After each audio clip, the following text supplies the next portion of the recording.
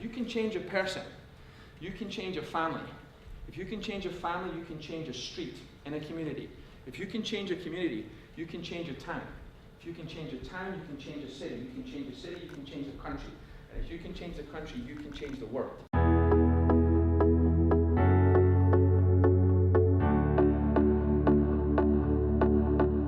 So tell me if this sounds familiar. You first of all start off with just you and maybe a business partner. You then work an ungodly amount of hours and make no money. Then with the extra bit of cash you make up after you make some momentum, you get so bogged down with work that you have to hire an employee with the very little money you've made. And then from there, you repeat that process a few more times. So you're in a place where you have 3 to 5 employees and you're still living paycheck to paycheck. On top of that, maybe you have some debt. Maybe you're thinking about getting married or starting a family or buying a house, and you're worried that you don't have a retirement plan or you can't possibly save up for your kids' college tuition. Beyond that, now you're freaking out that you're close to 30 or 40 or 50. You have no savings. You've been working every single minute of every single hour for the last few years with almost nothing to show for it. And that was us. And to develop a scarcity mindset, you get into a position where you're like, I need to save up my money because I have X, Y, and Z going on in the future. And when that happens, the issue that happens is you can't save your way into building a business. It's like how you can't grow in the stock market without reinvesting. So you want to think about your business in the same way. You need to constantly reinvest. And that might be hiring more employees. That might be buying better equipment. That might be renovating the business. It might be promoting current employees. It might be putting on special events. It might be investing more into social media. It might be investing more into continuing education. And also might be innovating more for your customer experience. Because right now there are a lot of gyms that are cheaper than you guys.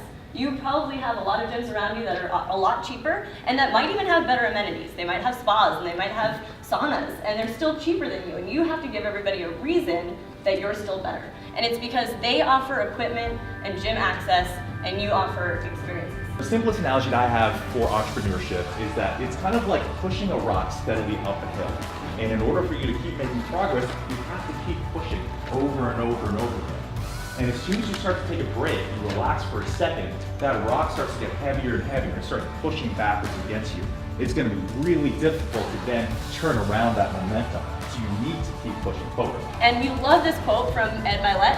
He always tries to be blissfully dissatisfied. We thought that was a really great way of thinking of things, that you can be at a place in your life where things are great and you're happy and you're blissful, but you're still dissatisfied. You still feel like there's more to do and there's more that you can keep pushing for.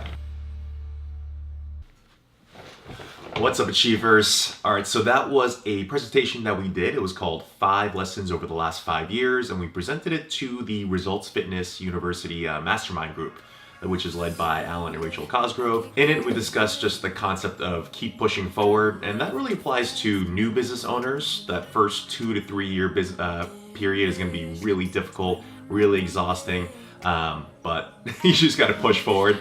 And it's also to the seasoned business owners that are 5-6 years in the business that might be getting a little bit complacent with where they're at, but to not do that and actually strive to innovate more, strive to reinvest back into the business and not just kind of rest on your laurels. We also had a chance to meet up with my brother who lives in LA.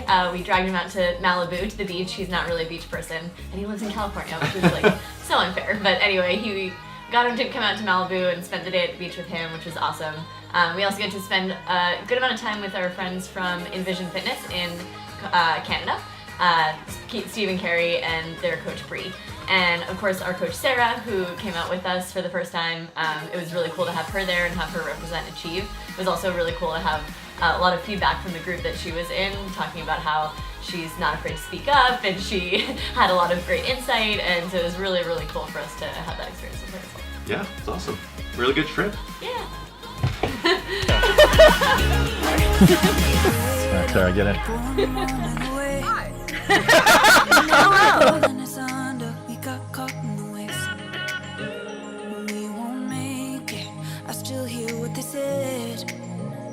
But if we're starting over, I won't listen again. And maybe I lost who we are.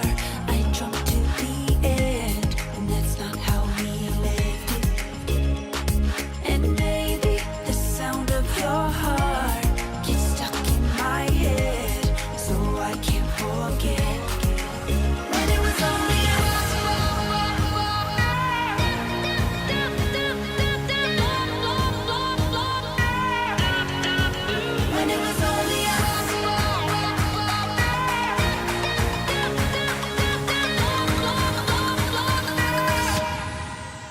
And it was only